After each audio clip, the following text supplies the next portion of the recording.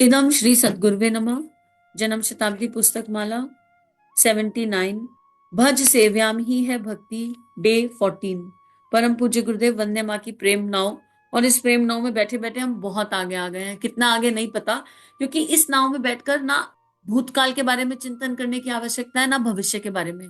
इस नाव में बैठकर अगर हम ये देख रहे हैं ना, झांक झांक के कहाँ पहुंचे कहाँ पहुंचे कहाँ पहुंचे, तो ये एक इच्छा है, ये एक डिजायर है कि हम भक्ति करके यहाँ पहुंचना चाहते हैं। भक्ति और भय अगर एक साथ नहीं चल सकते, तो भक्ति और इच्छा भी एक साथ नहीं चल सकते। हर तरह की इच्छा का विलय होने के बाद भक्ति का दिव्य रस और अमृत प्रकट होता है। ये इच्छा ना तो भौतिक हो सकती, ना सांसारिक हो सकती, और ना आध्यात्मिक हो सकती। कोई भी इच्छा, किसी भी तरह की इच्छा पॉसिबिलिटी नहीं है। अगर अभी भी मन में कोई इच्छा है, गुरु कार्य की भी इच्छा नहीं, गुरु कार्य तो अपने आप हो जाएगा जब हम आत्मनिर्माण करते हुए चलेंगे। हम उपासना और साधना को सही तरीके से करते हुए चलेंगे, तो देह से अपने आप गुरु कार्य होने लगेगा, क्योंकि ये देह उनकी हो जाएगी, अपना कहने के लिए कुछ रह नहीं जाएगा। तो भक्ति के साथ अगर भक्ति में है, तो भक्ति में दो ही चीज रहती है, भक्त और भगवान। इंसान विलय हो जाता है, भक्त और भगवान। और फिर भक्त की भी कई सारी श्रेणियां हैं, भक्ति भी कई तरीके की है। हमने नवदा भक्ति के बारे में सुना है। तो भक्त जो है उसका वो अपने आप को भी नहीं देखता है कि मैं भक्त हूं, तो मैं कौन सी कैटेगरी का भक्त हूँ। उसको अपने इष्ट के सिवा कुछ दिखाई नहीं देता। लोग देखकर कह देते हैं कि ये भक्त है, पर भक्त से पूछो तुम कौन हो, तो उसको पता नहीं होगा कि मैं कौन हूँ। वो ये अपने आप को टैबू या टैग नहीं दे पाएगा कि मैं भक्त हूँ, मैं ज्ञानी हूँ, या मेरे तो ईश्वरी सब कुछ है। उसको कुछ पता नहीं होगा, उसके पास कोई शब्द नहीं होगा, एक्सप्लेन नहीं कर पाएगा। और फिर वो उसके मुंह से कुछ निकला तो समझ लो उसके इष्ट ने ही कहा। मीरा से कभी पूछो कि मीरा ये बताओ विष का स्वाद कैसा था, तो मीरा कहती है विष वो क्या होता है, मैंने तो अमृत पिया था, मुझे नहीं पता विष का स्वाद कैसा था, मैंने तो गिरधर का भोग पिया था। गिरधर ने जो दे दिया उसको ग्रहण कर लिया, और गिरधर जो दे वो तो केवल भोग होता है, वो तो अमृत होता है। तुम लोगों को विष दिख रहा है तो मैं क्या करूं। तो भक्ति की जो पराकाष्ठा है वो प्रेम है, अकारण प्रेम है, उसके पीछे कोई कारण नहीं होता। पर भक्ति का जो अमृत है, जो रस है, वो बूंद बूंद करके फील होने लगता है। और एक बार जब फील हुआ ना, तो वो फिर एक अलग ही दिशा में ले जाता है। सत्य रज तम से परे ले जाएगा, निराकार साकार के भेद से परे ले जाएगा। भगवान में भेदभाव नहीं करेंगे, वसुदेव कुटुंबकम की ऊर्जा आ जाएगी। फिर भक्ति इस आधार पर नहीं होगी कि ये तेरा भगवान, ये मेरा भगवान। ज्ञान के आधार पर भक्ति ऐसी होगी कि किसी को जाकर कहेंगे सुनिए आप गायत्री मंत्र करिए, और वो कहे नहीं नहीं हम तो राम नाम करते हैं। अरे नहीं, तो लड़ाई करने लग जाएंगे उससे। अरे तुम राम नाम करते हो, हम तुम्हें कह रहे हैं गायत्री करो, हमारे गुरुजी ने गायत्री बताई है, गायत्री से बेटर कुछ भी नहीं है। उसके राम नाम का सम्मान नहीं कर पाएंगे, अपनी गायत्री को उसके ऊपर थोपना चाहेंगे। तो मित्रों ये अपनी गायत्री है, गुरुदेव की दिव्य गायत्री नहीं है। ये हमारी देह से जो जन्मी है ना, गुरुदेव ने कहा ना जैसे तुम वैसे तुम्हारा भगवान। और हम सब ये करते हुए आए, मैं बिल्कुल इसलिए कह पा रही हूँ कि मैंने भी हरकतें बहुत करी हैं। यह हमारी गायत्री है, पर गायत्री ऐसी नहीं हो सकती।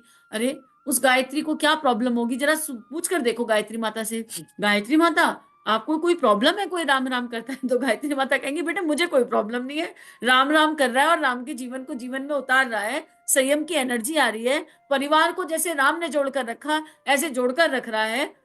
जैसे माँ सीता के गुण थे, ऐसे गुणों को धारण कर रहा है, भरत के गुणों को धारण कर रहा है, कौशल्य जैसी माँ बन रहा है। तो कोई दिक्कत नहीं है मुझे। तुमको दिक्कत है, हमको दिक्कत है, तो ये हमारी प्रॉब्लम है, ये हमारी समस्या है। हमको अपने ईश्वर को किसी को के ऊपर थोपने की आवश्यकता नहीं है। भक्ति इन सब चीजों में उलझती नहीं है। भक्ति की दिव्य एनर्जी केवल इष्ट के बारे में देखती है, इष्ट का चिंतन करती है। आंखों से इष्ट को देखेगी, कान से इष्ट को सुनेगी, इष्ट की कथा को सुनेगी। श्वास श्वास में नाम जप होगा, और जीवा तो मौनी रहेगी, बोलेगी नहीं। और बोलेगी तो बस अपने इष्ट का नाम बोलेगी। उसके बाद जो इष्ट चाहेंगे वो जीवा से बोल लेंगे। वो बुलवाएंगे नहीं, वो बोल लेंगे। कब कैसे कितना, वो भक्त को नहीं पता होगा, उसको समझ नहीं आता। तो परम पूज्य गुरुदेव उन्हीं ऊर्जाओं की तरफ लेकर जा रहे हैं। पर बात यही है कि दैहिक बुद्धि से समझ में नहीं आएगा, पटवारी बुद्धि से समझ में नहीं आएगा। भक्ति और पैसा एक साथ नहीं चल सकता। जब तक लोभ है, अहमता है, तृष्णा है, तब तक भक्ति का जन्म नहीं होता। और जब लोभ अहमता तृष्णा का विलय होता है, तो इच्छाएं भी विलय होने लगती हैं अपने आप। तो भक्ति का एक और नियम ये भी है, जो पहले भी बात हुई थी, धारणा मत बनाना किसी के लिए भी। पल पल में धारणाएं बनाते हैं, क्षण क्षण में धारणाएं बनाते हैं, और उनके कारण अपने को ही दुख देते हैं, किसी और को दुख नहीं देते। आपने जिसके लिए धारणा बनाई उस तक तो पहुंची भी नहीं, आपने स्वयं को तकलीफ दी। क्यों अपने आप को इतनी तकलीफ देना, क्यों अपने आप को इतना कष्ट देना, और फिर उसमें खुश तो नहीं रह पाते, उसमें आनंदित और प्रसन्नचित तो नहीं रह पाते। तो परम पूज्य गुरुदेव भगवान शंकर के सिद्धांतों को समझा रहे थे और यही कह रहे थे कि भगवान शंकर क्या है, सिद्धांतों का समुच्चय है।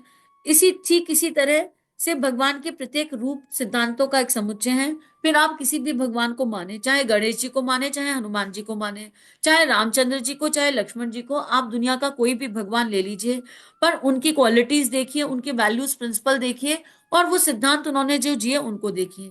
ये सारे के सारे देवी देवता या भगवान का अवतार एक तरह से सिद्धांतों का समुच्चय है, श्रेष्ठता के दिव्य गुणों के उच्च आदर्शों के समुच्चय हैं। आप इनकी भक्ति करते हैं, इस कारण से होना यह चाहिए कि आप यह देखें कि उन्होंने सिद्धांतों के प्रति क्या किया। आप सिद्धांतों के प्रति प्रेम करना सीखिए। अगर सिद्धांतों के प्रति आस्थाएं बलवान होती चली जाएंगी, मजबूत होती चली जाएंगी, तो आप उन सिद्धांतों को क्रियान्वित करने में भी हिम्मत दिखाएंगे और उनको काम में लाएंगे। भक्ति का पूजा पाठ से जहां तक ताल्लुक है, तो वो वही खत्म हो जाता है कि हम सिद्धांतों के लिए अपनी निष्ठाओं को मजबूत करें। जीवन के प्रत्येक क्षेत्र में यह मानकर चलें कि यह सारी सृष्टि ईश्वर की क्रीड़ा स्थली है और सब में वही समाया हुआ है। आ गया फिर भक्ति का तत्व दर्शन। सिद्धांतों पर चलना है और प्रेम सबसे कैसे हो सकता है? यह सारी सृष्टि ईश्वर की क्रीड़ा स्थली है, मतलब गुण ही गुण में खेल रहे हैं। हर और मेरा इष्ट ही तो है, उसके सिवा है कहाँ कोई? कहीं पर भी कुछ और है ही नहीं, और वही सब में समाया हुआ है। अच्छा, भक्त का एक और गुण होता है, भक्त के पास ना हर्ट होने की एनर्जी नहीं होती। भक्त को हर्ट नहीं फील होता, मान सम्मान फील नहीं होता, वो इनसे परे होता है, उसको कुछ फील ही नहीं होता। मैं एक प्रवचन सुन रही थी, उस प्रवचन में प्रश्न आया कि ईसा मसीह जब की मृत्यु हुई, जब तो उनके मतलब जब मृत्यु हुई तो उसके बाद वो वापस जो है जिंदा हो गए, ऐसा उनके अंदर क्या था? तो ये कहा कि ईसा मसीह जब वापस जिंदा हुए तो वो एक व्यक्ति जो मरने वाला था, जिसको उलाहना दी जा रही थी कि तुम्हारी वजह से ईसा मसीह की डेथ हुई, उनको उसके लिए प्रेम जाग गया अंदर, और उस प्रेम के आधार पर उनका प्राण वापस आ गया। मतलब वो इतना प्रेम था, इतना प्रेम था कि उसके आधार पर प्राण वापस आ गया। और ईसा मसीह को नहीं पता, जैसे ईसा मसीह लोगों को ठीक कर देते थे, मतलब किसी के ऊपर हाथ रखा तो उसको स्वस्थ कर दिया, ऐसे ही उन्होंने एक अंधे आदमी को ठीक कर दिया। ईसा मसीह ने, लोगों ने ऐसा कहा कि एक अंधे आदमी को ठीक कर दिया। उस अंधे आदमी ने ठीक होने के बाद गलत कर्म करने शुरू कर दिए, कुकर्म करने शुरू कर दिए, सारे उल्टे काम करने शुरू कर दिए। तो उस अंधे आदमी से पूछा कि भाई, तुम्हारे पास आंख नहीं थी, तुमको आंख प्राप्त हो गई और तुम गलत काम कर रहे हो। तो वो कहने लगा कि मैं तो इसका सारा दोष ईसा मसीह को देता हूँ। जब मैं अंधा था तो मैं गलत काम कर नहीं पाता था, मुझे आंखें दे दी, इसलिए मैंने गलत काम किए। अब आप बताइए, क्या इसमें ईसा मसीह की गलती थी? ईसा मसीह के पास गए और ईसा मसीह की एनर्जी को जिन्होंने जाना, देखा, समझा, तो पता चला उनको पता ही नहीं होता था उनके अंदर से क्या हो रहा है। उनकी देह से निकलने वाले अणु परमाणु लोगों को स्वस्थ कर देते थे। तो वो अंधा उनकी शरण में आया तो वो ठीक हो गया। ईसा मसीह ने देह भाव में उसको ठीक किया, ऐसा नहीं है। वो देह भाव में कुछ कर रहे थे, ऐसा नहीं है। It was automatically happening. सूर्य के प्रकाश में बैठोगे तो प्राप्त हो, सूर्य का प्रकाश, गर्मी अपने आप मिल जाएगी। तो ऐसी जो दिव्य चेतनाएं होती हैं, वो खुद से कुछ कर नहीं रही होती हैं, उनके अंदर वो एनर्जी रेडिएट हो रही होती है, और उस रेडिएशन ऑफ एनर्जी का प्रभाव सामने वालों पर पड़ जाता है अपने आप। तो ईसा मसीह देह भाव में थे। उस सत्संग से समझ में आया कि वो देह भाव से सर्वथा मुक्त चेतना थे। उनके मन में जो मूल एनर्जी थी, इनिशियल एनर्जी, वो करुणा, संवेदना और अतिशय प्रेम की थी। वो बीमारों को देखते थे तो उनके अंदर एक पीड़ा उठ जाती थी, और वही एनर्जी मैनिफेस्ट हो गई प्रेम की दिव्य एनर्जी में, और उनके हाथ से टच करके लोग स्वस्थ होने लगे। देखो, इसमें और भी बहुत तत्व दर्शन होगा। मैंने बहुत ज्यादा पढ़ा या सुना नहीं है ईसा मसीह के बारे में, पर जितनी ये कहानी सुनी या पढ़ी, इससे ऐसा फील हुआ कि वो कितनी डिवाइन एनर्जी होगी, जहां पर आपको हर जगह अपना इष्ट दिख रहा है, आपको कुछ पता ही नहीं कि आपने किसको स्पर्श कर लिया, किसने आपको छू दिया, आपको अपना कोई होश ही नहीं। तो वहां पर थोड़ा, अब फिर ठाकुर के बारे में सोचो, तो ठाकुर की एनर्जी भी ऐसी थी, माँ माँ करते हुए धा आ जाता था, कई कई दिनों तक समाधि लगी रहती थी, आंख से अश्रु गिरते रहते थे। और जिसकी भी साधना करी, 3 दिन में ठाकुर ने सारी साधनाएं कर ली, हर जगह परम प्रकाश पाया। राधा भाव की साधना करी तो देह में पूरा कन्वर्जन हो गया, देह ही राधा हो गई, ठाकुर के स्तन निकल गए, ठाकुर की बॉडी फीमेल बॉडी में कन्वर्ट हो गई। तो लगता है कि ये किस स्तर के, किस श्रेणी की भक्ति होगी, और किस श्रेणी का चिंतन होगा, क्या क्या चिंतन होगा। और हमको तो परम पूज्य गुरुदेव ने इतना आसान, इतना सरल कर दिया। बताओ, हम कहते हैं हम भक्त हैं, हम भगवान को भोग लगाएंगे, और फिर जब भगवान को भोग लगाने जाते हैं तो भगवान को भोग लगाकर एक आरती गाते हैं, भोगो मैया, भोगो है भोगो मैया, और 5 मिनट में उठा के प्रसाद खा लेते हैं। अब या तो वो वाली भक्ति समझ में आ जाए, अब यहाँ पर तत्व दर्शन भी लगा देते हैं कि भगवान के आगे ऑफरिंग रख दी तो उन्होंने खा ही लिया, और वो सत्य भी है ना। वो बिल्कुल ऐसा वाला सत्य है कि इंटेंसिटी कितनी है। ठीक है, अब एक किताब, मैं ये किताब पढ़ रही हूँ, और इस किताब को पढ़ते पढ़ते इस किताब में जो लिखा है वो कहीं ना कहीं दिमाग में जा रहा है, मन में जा रहा है, अंतःकरण में जा रहा है, यानी ट्रांसफर तो हो रहा है। पर किताब के अक्षर तो वहां जो के तो बने हुए कि किताब के सारे अक्षर निकलकर मेरे दिमाग में घुस गए और किताब ब्लैंक हो गई, ऐसा तो नहीं हुआ ना। किताब के अक्षर अपनी जगह बिल्कुल जो के तो बने हुए हैं, लेकिन फिर भी किताब में जो लिखा है वो मन, मस्तिष्क, विचार, धारणाओं, भावनाओं पर पूरा पूरा असर कर रहा है, और याद रह जाएगा। जितना याद रखने की आवश्यकता है उतना याद रह जाएगा। ऐसे ही फुल भावना से, फुल इंटेंशन से, सच्चे मन से, सच्ची इंटेंसिटी से भगवान को जब भोग लगाओ तो वो अन्न वहां रखा रखा ऐसा कैसे रखा रह जाता है, लेकिन फिर भी ईश्वर भोग लगा लेता है, वो ईश्वरीय हो जाता है, वो ऑफरिंग दिव्य हो जाती है। लेकिन ठाकुर का भोग कैसा था? ठाकुर का भोग ऐसा था, जब तक काली प्रकट नहीं होंगी मैं कुछ खाऊंगा नहीं। इतनी इंटेंशन, इतनी इंटेंसिटी कि उन्होंने माँ काली को साक्षात प्रकट कर लिया साथ में खाना खाने के लिए। तो बात वही है कि उस भक्ति के फ्लेवर को जानना, फिर उन सिद्धांतों को जानना, इन दोनों का मर्जर करना और युग धर्म में भूमिका निभाना। भक्ति का आज की डेट में इतना ही मतलब है। अगर हम भक्ति में हैं, हम नाम जप में हैं, और हमको युग धर्म समझ में नहीं आ रहा, हम अभी भी लोभ मोह की एनर्जी में उलझे हुए हैं, अभी भी हमको पैसा पैसा करना है, अभी भी हमको फियर्स बहुत सारे हैं, संसारिक फियर बहुत सारे हैं, तो फिर मर्जर ऑफ एनर्जीज नहीं है कहीं पर भी। फिर हमको चेक करना पड़ेगा गड़बड़ कहाँ हो रही है, और ये कॉपी कोई और जांच ही नहीं सकता, हमारी कॉपी हम ही को जांचनी पड़ेगी। तो मूल में तो यही है कि ये सारी सृष्टि भगवान की क्रीड़ा स्थली है, और सब में ये वही समाया हुआ है। यहाँ पर वही वाला सूत्र अपना लीजिए जो 3-4 दिन पहले साझेदारी हुई थी कि हर व्यक्ति में मेरा इष्ट समाया है, हर व्यक्ति में जो भी कोई कुछ बोलेगा मेरा गुरु ही बोलेगा। अब गुरु की मर्जी के बिना मेरे जीवन में किसी का प्रवेश संभव नहीं है। ये वाला एक सूत्र अपना के देख लीजिए। और फिर कोई कुछ बोले तो बुरा, गुरु जी कुछ बोलेंगे तो क्या हमको बुरा लगेगा? मान लो गुरु जी आपको गाली दे दे तो बुरा लगता है? गुरु जी तो कितनी बार कहते हैं तुम बेहुदे हो, तुम हरामखोर हो, तुम कामचोर हो, हमको बुरा लगता है क्या? हम स्माइल करते हैं, है ना, स्माइल करके अपने भीतर झांक कर देखते हैं, कह रहे हैं सही तो कह रहे हैं, हमें पता होता है हमारी कामचोरियां कहाँ पर है।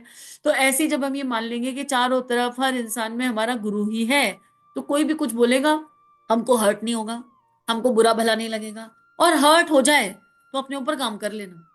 हर्ट होने का मतलब ही देह भाव है, अहम है। हर्ट यानी HURT, हर्ट, ये अहमता को होता है, और किसी चीज को, अहम को हर्ट होता है, और किसी चीज को हर्ट हो ही नहीं सकता। ये गुरुदेव ने उपासना समर्पण योग में बहुत क्लियरली मेंशन किया है, पूरे वाग्मय में बहुत क्लियरली मेंशन किया है। मान, अपमान, सम्मान, ये सब चीजें देह भाव की हैं, ईगो की हैं, और ये ईगो फिर बड़ी डेंजरस हो जाती है। ऐसी ईगो जो हमें ईर्ष्या अनुभव करा रही है, हर्ट अनुभव करवा रही है, धारणाएं बनवा रही है, ये भक्ति की ओर नहीं ले जा सकती। फिर कितना ही नाम जप कर लो चाहे, उससे कोई अंतर नहीं पड़ता।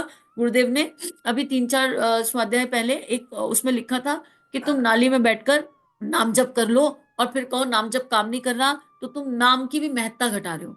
गंगा जल नाली में नहीं डाला जाता, तो पहले इस देह रूपी नाली को साफ करो, और उसके बाद संग संग नाम जप करो। नाम जप, तुम कहो कि नहीं नाम जप करते करते ये नाली साफ हो जाएगी, तो अपने दिन भर के चिंतन को देखो कि वो कहाँ जा रहा है।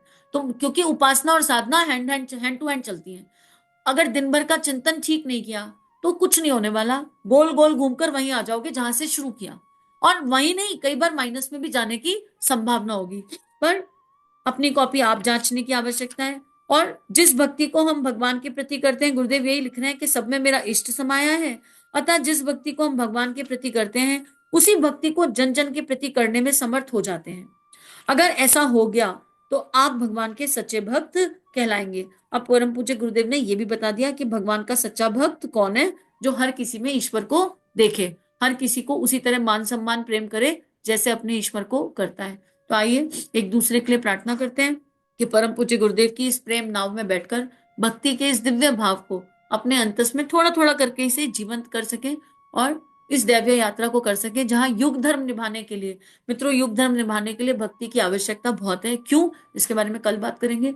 आज इतना ही। सभी अपना ध्यान रखिए। इन भावनाओं को विश्वव्यापी बनाने के लिए सभी को आभार। सभी को प्रणाम। श्री प्रिया काउंसलिंग चैनल और देव परिवार चैनल पर जो वीडियोस आपको मिल रहे हैं, अगर ये आपके जीवन को बदल रहे हैं तो ये केवल गुरु कृपा है। आइए इस गुरु कृपा को विश्वव्यापी बनाएं। जो भी लिंक आप सुनते हैं, आपको जो भी लिंक अच्छे लगते हैं, उनको अपने व्हाट्सएप स्टेटस, फेसबुक स्टेटस, सारे सोशल नेटवर्किंग साइट्स पर लगाइए। इस टेक्नोलॉजी के माध्यम से आइए ऋषियों की, संतों की लेखनी को विश्वव्यापी बनाते हैं। जय हिंद, जय भारत। इदम श्री सद्गुरुवे नमः।